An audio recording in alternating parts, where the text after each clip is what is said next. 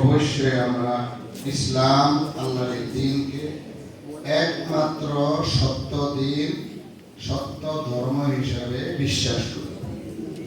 এই কথাটা এই জন্য বললাম, ইদানিং কিছু আওয়াজ আসতেছে যে হিন্দু, বৌদ্ধ, খ্রিস্টান যার যার ধর্মের মধ্যে থেকে যদি সবভাবে চলে সেও বেহেশত যাইব। নাউজুবিল্লাহ। এই এই এই এই কথা যদি কোনো মুসলমান বলেন বা বিশ্বাস করেন তো সে মুসলমান আর থাকে না। রাসূলুল্লাহ সাল্লাল্লাহু আলাইহি ওয়াসাল্লামের দুনিয়াতে আগমনের পর তার উপরে নাযিলকৃত ইসলাম এটাই একমাত্র সত্য। এছাড়া বাকি যেগুলা ছিল আছে সব বিকৃত বুঝেননি, পরিবর্তন হয়ে একবারে নষ্ট হয়ে গেছে। তো যাই হোক, আমাদের এই ইয়াকিন এবং বিশ্বাস ইসলাম একমাত্র সত্য। এটা আল্লাহ তাআলা কোরআনে কারীমে মানব জাতির জন্য, জগৎবাসীর জন্য বড় নিয়ামত বলে আল্লাহ উল্লেখ করেছেন।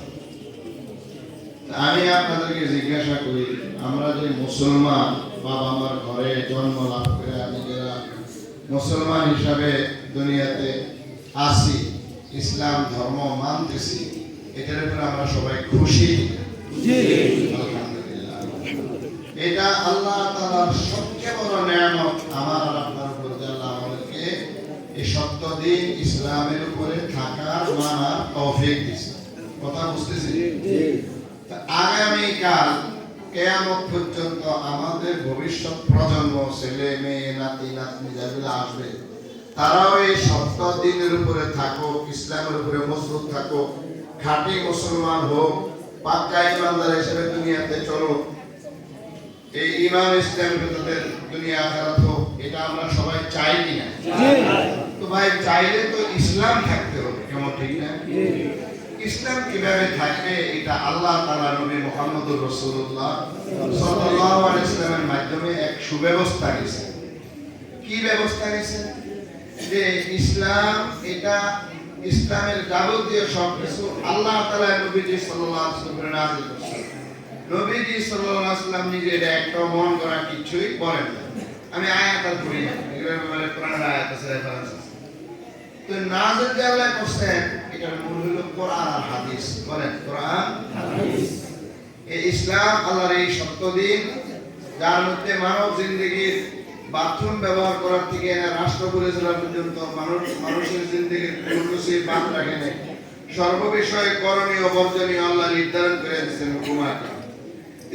এই পুরা দিন এটা আল্লাহ তাআলার সংক্ষিপ্ত হিসেবে কোরআনে কারীম আকারে নাযিল করেছেন আরবি ভাষায় নবী মুহাম্মদ সাল্লাল্লাহু আলাইহি ওয়াসাল্লাম 23 বছর লাগে। এরপর এই কোরআনের ব্যাখ্যা বুঝতে যেন কারো বিভ্রান্তি না হয়, কেউ উল্টা ব্যাখ্যা দিতে না পারে, স্বয়ং আল্লাহ তাআলা নবীজি সাল্লাল্লাহু আলাইহি ওয়াসাল্লামের কোরআনের ব্যাখ্যাও নাযিল করেছেন। কোন আয়াত উনি কি বুঝাইছেন আল্লাহ তাআলা এটা নাযিল করেছেন, নবী সাল্লাল্লাহু আলাইহি ওয়াসাল্লামকে বুঝাইয়া দিয়েছেন। ওয়া আনজালনা ইলাইকা যিকরা লিতুবাইয়িনা লিন-নাসি মা নুজিলা ইলাইহিম সুম্মা ইন্না আলাইনা বায়ানাহু। তো নবী সাল্লাল্লাহু আলাইহি ওয়াসাল্লাম নিজের মুখের ভাষায় এবং নিজের আমলের মাধ্যমে কোরআনে কারীমের ব্যাখ্যা পুরা এক ভূখণ্ড আরব, পুরা জনগোষ্ঠী, ওই যুগের বিশাল এক জনসংখ্যা, লাখের উপর সাহাবায়ে কেরাম, এদেরকে সব বুঝায়া, দেখায়া, শিখায়া কিয়ামত পর্যন্ত চালু করার জিম্মাদারি দিয়েছে। বুঝছেন নি? এই যে কোরআনের ব্যাখ্যা যা নবী সাল্লাল্লাহু আলাইহি ওয়াসাল্লাম আল্লাহ থেকে পাইছেন, পায়া নিজের ভাষায় নিজের আমলের মাধ্যমে উম্মতের সামনে পেশ করেছেন, এর নাম হাদিস। হাদিস হলো কোরআনে কারীমের ওই ব্যাখ্যা যা আল্লাহ তাআলা নবী সাল্লাল্লাহু আলাইহি ওয়াসাল্লামের মাধ্যমে দিয়েছেন। সুতরাং ইসলামের মূল হলো এই কোরআন হাদিস, যা দুটোই আল্লাহর পক্ষ থেকে আসছে। কার পক্ষ থেকে আসছে? আল্লাহ। শব্দ অর্থ সব আল্লাহ থেকে আসছে। আরেকটাকে নবীর বাণী বলে এই জন্য, এটার অর্থটা তো আল্লাহ নবীর দিকে ঢাইলে দিয়েছেন। তো নবী সাল্লাল্লাহু আলাইহি ওয়াসাল্লাম নিজের ভাষায় এটা ব্যক্ত করেছেন, এই জন্য নবীর বাণী। এটার মূল কোথায়? আল্লাহর কাছে, আল্লাহ থেকে আসছে। তাহলে দুনিয়ার যদি কোরআন আর হাদিস থাকে তাহলে ইসলাম থাকে। এইটুকু কথা বলা বুঝছেন নি? তাহলে বলেন, ইসলামকে কিয়ামত পর্যন্ত আমাদের ভবিষ্যৎ প্রজন্মের কাছে পরিপূর্ণ রূপে, একবারে কম বেশ ব্যতীত, অবিকৃত, সঠিকভাবে যা নবী মুহাম্মদ সাল্লাল্লাহু আলাইহি ওয়াসাল্লাম সাহাবায়ে কেরামের কাছে আমানত দিয়ে গেছেন, সেই ইসলামকে কিয়ামত পর্যন্ত আমাদের ভবিষ্যৎ প্রজন্মের কাছে পৌঁছাইতে হইলে কোরআন হাদিসকে টিকিয়ে রাখতে হবে। সেই কোরআন হাদিসকে টিকিয়ে রাখার জন্য নবী সাল্লাল্লাহু আলাইহি ওয়াসাল্লাম নিজে মাদ্রাসা দিয়েছেন। আল্লাহ রাসূল সাল্লাল্লাহু আলাইহি ওয়াসাল্লাম সেই মাদ্রাসার নাম মক্কার সময় ছিল দারুল আরকাম। মদিনা শরীফের এই মাদ্রাসা ছিল মসজিদে নববীর বারান্দায় একসালা ছাপরা ছিল, এটাকে সুফা বলা হয়। এই সুফার মাদ্রাসা ছিল। আপনারা বিরক্ত হয়ে গেছেন? আমারও কষ্ট হইতেছে এই কথাটা না বললে না। এই মাদ্রাসায় ইসলামকে টিকানোর জন্য, কোরআন হাদিসকে টিকানোর জন্য 5টা কাজ হইতে পারে। কয়টা কাজ? সেই 5টা কাজে এই মাদ্রাসাগুলি বর্তমানে চালু আছে। 1 নম্বর, কোরআনে কারীমের সহিহ শুদ্ধ তেলাওয়াত। যেভাবে আল্লাহ নবী সাল্লাল্লাহু আলাইহি ওয়াসাল্লামকে তেলাওয়াত শিখাইছেন, ঠিক সেই সহিহ শুদ্ধ তেলাওয়াত এটা হেফাজতের জন্য আল্লাহ নবী সাল্লাল্লাহু আলাইহি ওয়াসাল্লাম মাদ্রাসায় কারি কোরআন বানানো হতো, কারি সাহেব বানানো হতো। হাজার হাজার কারি নবীজি বানায়া এই সিলসিলা জারি করছেন। পরবর্তীতে লাখ লাখ কারি, এখনো দুনিয়াতে লাখ লাখ কারি আছে, কোটি কোটি কারি কোরআন। এদের কাম কি? এরা কোরআনে কারীম আল্লাহ তাআলা যে কেরাতে যে ভাবে নাযিল করছেন, হুবহু আল্লাহর পছন্দের সেই সুরে, সেই লাহজায়, সেই কায়দার অনুযায়ী তারা তেলাওয়াত করে। আপনি প্রশ্ন করবেন এই তেলাওয়াত না থাকলে সমস্যা কি? অশুদ্ধ তেলাওয়াত করলে অর্থ ঠিক থাকবে না। টানের জায়গা টান না দিলে, নাই জায়গা টান দিলে, হায়ের জায়গা হা বললে, মাত্রা উল্টা পাল্টা করলে অর্থের মধ্যে অনেক রকমের সমস্যা হয়ে একবার ধ্বংস হয়ে যায়। কোরআনের অর্থ ঠিক থাকার জন্য কারা ঠিক হয়? 2 নম্বর, আল্লাহ হাবিব হাফেজে কোরআনের সিলসিলা জারি করছেন। হাজার হাজার হাফেজে কোরআন বানায় হুকুম দিয়েছেন, তোমরা হাফেজে কোরআন বানাও। হাফেজে কোরআনের কাম কি? লাওহে মাহফুজের মধ্যে আল্লাহ কোরআনে কারীম যেই তরতিবে যেভাবে লেখছেন, দ্বিতীয় কপি বাইতুল মামুরে যেভাবে রাখছেন, তৃতীয় কপি নবীজি সাল্লাল্লাহু আলাইহি ওয়াসাল্লামের সিনা মুবারকে যেভাবে আল্লাহ মুখস্থ করাইছেন, ঠিক বিসমিল্লাহর বাদ থেকে নাসের সিন পর্যন্ত সেই তরতিবে মুখস্থ করো। একটা জের জবরদস্ত বেশ তোমরা হয় পুরা পুরা। আল্লাহু আকবার। এই কারি সাহেব আর হাফেজ সাহেবদের মেহনতে জানেননি বর্তমান জরিপে দেখা গেছে দুনিয়াতে 2.5 কোটি হাফেজ বর্তমানে আছে। সুবহানাল্লাহ। 2.5 কোটি। এই সংখ্যা বাড়তে আছে। তো শুনেন, এই হাফেজ আর কারিরা কি করে? কোরআনে কারীমের শব্দগুলিকে এমন ভাবে সংরক্ষিত আল্লাহ এদের মাধ্যমে করাইছে, সারা দুনিয়ার সব কুফরি শক্তি মিলার চেষ্টা করলেও কোরআনে কারীমের একটা জের ব্যস্ত করতে পারবে। তারা যদি ছাপানোর সব কোরআন একত্র করে সাগরে ডুবাইয়া দেয়, আগুনে জ্বালায় দেয়, কোনো চিন্তা নাই। হাফেজ কোরআন না কয়েক ঘন্টার মধ্যে হুবহুতে কোরআন। এই জন্য হাফেজ আর কারিদের ইসলামকে টিকায় রাখার জন্য, কোরআন হাদিসকে টিকায় রাখার জন্য বিশাল এক অবদান, বিশাল। 3 নম্বর, কোরআনে কারীমের অর্থগুলি যেন কেউ বিকৃত করতে না পারে, ইসলামের যেন কেউ অপব্যাখ্যা দিতে না পারে। আল্লাহ তাআলা নবী সাল্লাল্লাহু আলাইহি ওয়াসাল্লাম কোরআনে কারীমের যে ব্যাখ্যা শিখাইছেন, হাজার হাজার সাহাবায়ে কেরামকে নবীজি এর আলেম বানাইছেন। এই কোরআনে কারীমের আলেমের এক সিলসিলা জারি আছে। আলেমের এক সিলসিলা। আলেমদের কাজ কি? আলেমদের কাজ হলো কোরআনে কারীমের ওই অর্থ, ইসলামের ওই ব্যাখ্যা যা স্বয়ং আল্লাহ তাআলা নবীজিকে শিখাইছেন, নবীজি সাল্লাল্লাহু আলাইহি ওয়াসাল্লাম লাখো সাহাবায়ে কেরামকে শিখিয়েছেন, সেটাকে অবিকৃতভাবে সংরক্ষিত করা, নিজে বুঝা অন্যকে বুঝানো, এই সিলসিলা জারি করা। মুফতি, মুহাদ্দিস, আলেম, মাওলানা, মৌলভী যারা বলেন, এরা এই সিলসিলায় কাজ করে। আজ দুনিয়াতে অসংখ্য অগণিত ওলামায়ে কেরাম, আলেমের বহু বছর ওলামা, এই আলেম ওলামারা আছেন, আসেননি? এই 3 সম্প্রদায়ের উপর আরেকটা দায়িত্ব আল্লাহ রাসূল দিয়েছেন, কি? যে একটু ইসলাম খালি ব্রেনের মধ্যে আছে আর মুখের মধ্যে আছে তা হবে না। ইসলামের আকীদাগুলি দিলের মধ্যে মজবুত করতে হবে। আমলগুলিকে আমি নবী যেভাবে দেখাইয়া গেছি, শিখাইয়া গেছি, এইভাবে কিয়ামত পর্যন্ত চালু রাখতে হবে। এজন্য হাফেজ আলেম, কারি হাফেজ আলেম 3 সম্প্রদায়কে নবী সাল্লাল্লাহু আলাইহি ওয়াসাল্লাম ইসলামের A to Z, আলিফ থেকে ইয়া পর্যন্ত যত আমল আছে, ফরজকে ফরজের আন্দাজে, ওয়াজিবকে ওয়াজিব হিসাবে, নফলকে নফল হিসাবে, সব আমল তাদের জিন্দেগিতে থাকতে হবে, বাস্তবায়ন। এই জন্য মাদ্রাসাগুলিতে আপনারা দেখেন হাফেজ কারি আলেম বানানোর পাশাপাশি তাদেরকে নামাজ, রোজা, হজ, যাকাত, আমল, ইবাদত সবগুলি বিশুদ্ধভাবে হাতে কলমে শেখানো হয়। শেখানো হয়নি? এবং এটার অভ্যস্ত বানায় ছাড়া হয়। আজকে আমরা আলেম কাকে বলি? কোরআন হাদিস যাকে আলেম বলছে, যার ভিতরে আমল আছে। আমলের মাধ্যমে ইসলামকে টিকায় রাখে। শুধু মুখের ভাষায় কোনো কিছু থাকে না, আমলের মধ্যে আমলটা পরিপূর্ণভাবে সংরক্ষিত হয়ে। 5 নম্বর, কারি হাফেজ আলেম হওয়ার পর, কারি হাফেজ আলেম হওয়ার পর আমলদার হইল। এরপরে সর্বস্তরের মানুষের কাছে তুমি যে এলেম কোরআনে কারীমের যে মানে শিক্ষা তুমি লাভ করছো, সাধারণ মানুষের জন্য যা যা প্রয়োজন ওগুলা নিজে আমল করে, নিজের আখলাক দিয়া, নিজের ভাষায় মানুষের কাছে পৌঁছাও।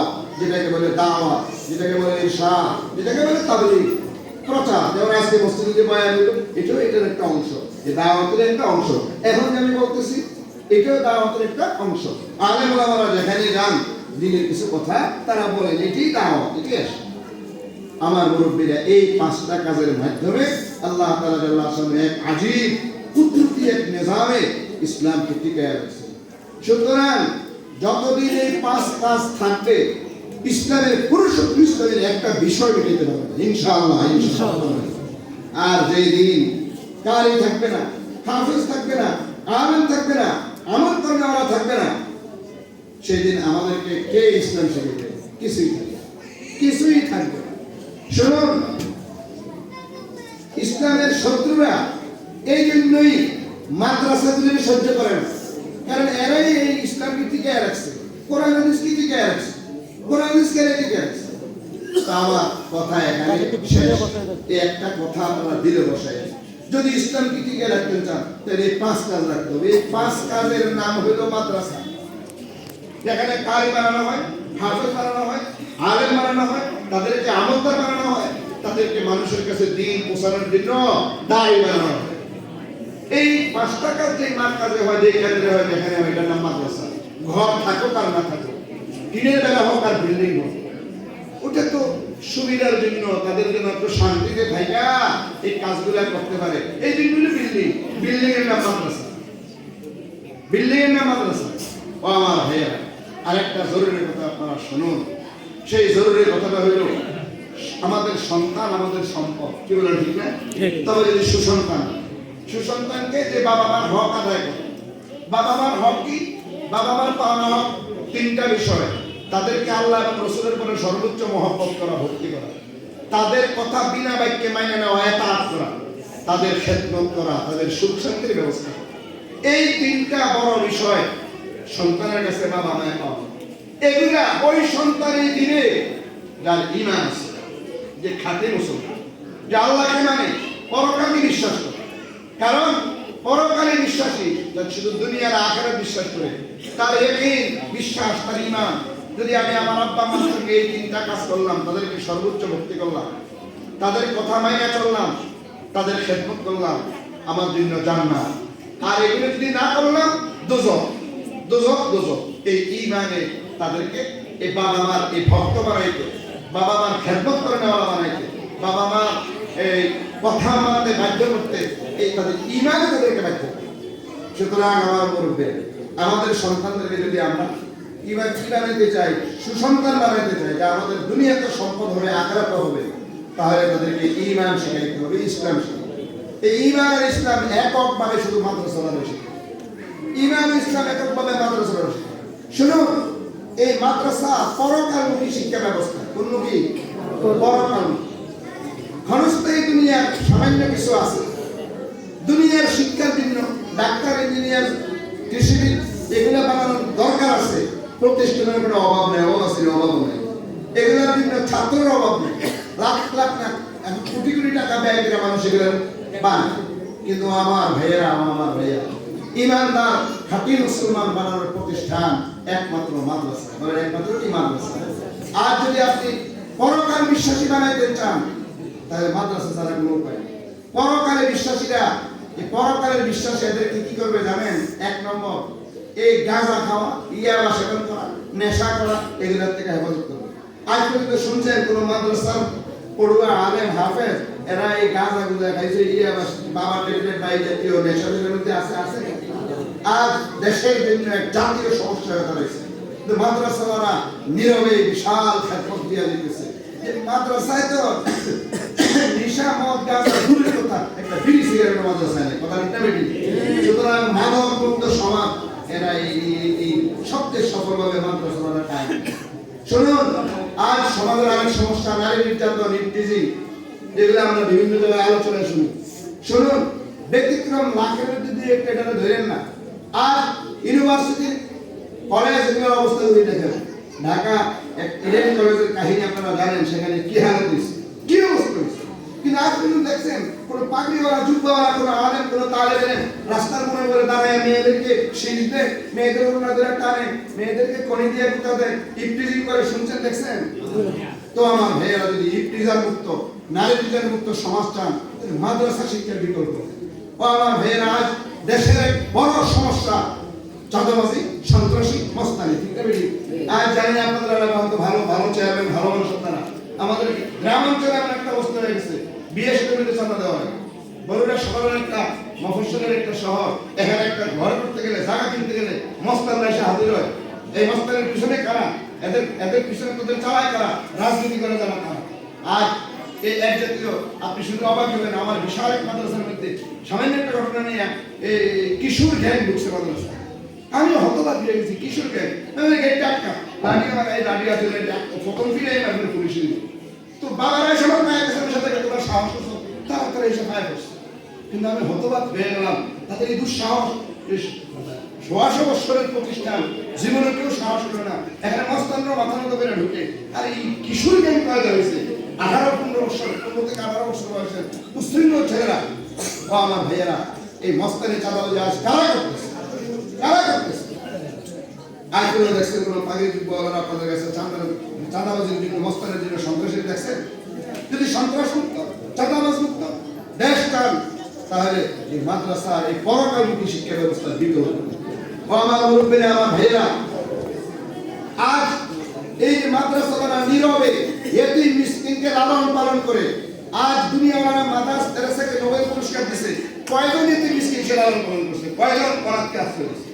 মাদ্রাসাওয়ালা আজ ১৫০ বছর যাবত, ১৫-২০০ বছর যাবত লক্ষ লক্ষ এতিম মিসকিন অসহায়কে শুধু শিক্ষা না, তাদের চিকিৎসা, তাদের খাদ্য, তাদের বাসস্থান, লেখাপড়া শিখাইয়া কর্মের ব্যবস্থা করে দেয়, কর্মের ব্যবস্থা। এটা জাতির সেবা না, দেশের সেবা না? আমি কয়টা বলতাম, আপনারা বিরক্ত হয়ে গেছেন। ও আমার মুরব্বীরা, আমার ভাইয়েরা, আজ বেয়াদবি, বেতমিজি এমন মারা বাড়ছে যে সমাজের মধ্যে এখন এই মুরব্বীদের দরবার করবে তারা যায় না, কারণ ইজ্জত থাকে না। 18 বছর 20 বছরের চেংড়ারা সেখানে কথা বলে, এত বড় বেতমিজ বেয়া করে এসে কমা নাই, ঠিক না বেঠিক? কিন্তু কোনোদিন দেখছেন মাদ্রাসা পুরো কোনো ছেলে সেখানে এই ধরনের বেতমিজি করে? সুতরাং সভ্য, ভদ্র, মাদক নেশা মুক্ত, সন্ত্রাস ইফটিজিং মুক্ত সোনার দেশ যদি বাস্তবে গড়াইতে চান, তাহলে আপনার সন্তানকে মাদ্রাসায় দেন, দুনিয়াও পাইবেন, আখিরাতও পাইবেন। ঈমানও থাকবে, আমলও থাকবে, দুনিয়াও থাকবে, আখিরাতও থাকবে।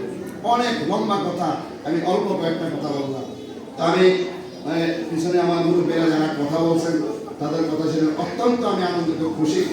বেশি খুশি এটাই লাগছে যে এই মাদ্রাসাগুলির মূল শক্তি হল এলাকার জনগণ, মূল শক্তি কি এলাকা, এলাকার সর্বস্তরের জনগণ এই মাদ্রাসার পাশে আছে এবং সবাই একদিন আন্তরিক, এটা শুনে আমার খুব বেশি ভালো লাগছে। তো ভাই, এটাই সদকায়ে জারিয়া, সদকায়ে জারিয়া, নিজের ভবিষ্যৎ প্রজন্মের হেফাজত, যারা দুনিয়ার থেকে বিদায় দিয়েছে তাদের নাজাতের ব্যবস্থা এই মাদ্রাসা। সুতরাং আমিও পিছনে যারা বয়ান করছেন, আলোচনা করছেন, তাদের সাথে তাদের কণ্ঠে কণ্ঠ মিলিয়ে বলতে চাই যে এই মাদ্রাসার পাশে আপনারা থাকবেন।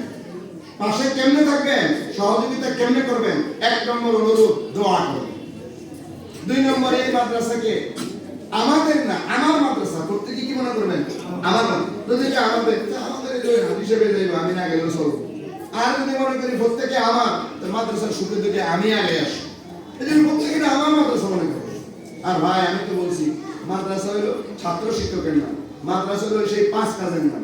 তো এই 5 কাজ তো ছাত্র শিক্ষকের মধ্যে হবে। তো আমি যদি ছেড়েই না দিলাম, তাহলে বিল্ডিং এর লাভ হইল।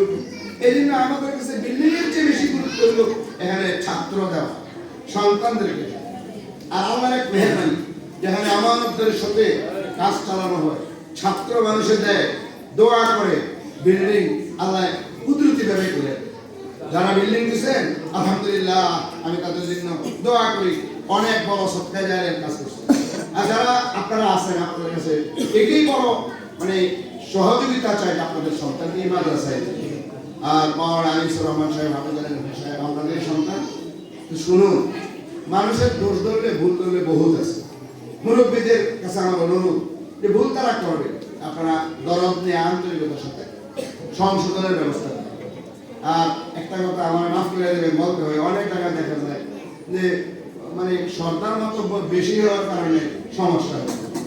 এই জন্য একটা কমিটি বানাইলেন, সেখানে মাদ্রাসার যাবতীয় সবকিছু কমিটির তত্ত্বাবধানে মাদ্রাসার মোহতামিম শিক্ষকদের নিয়ে আঞ্জাম দিই।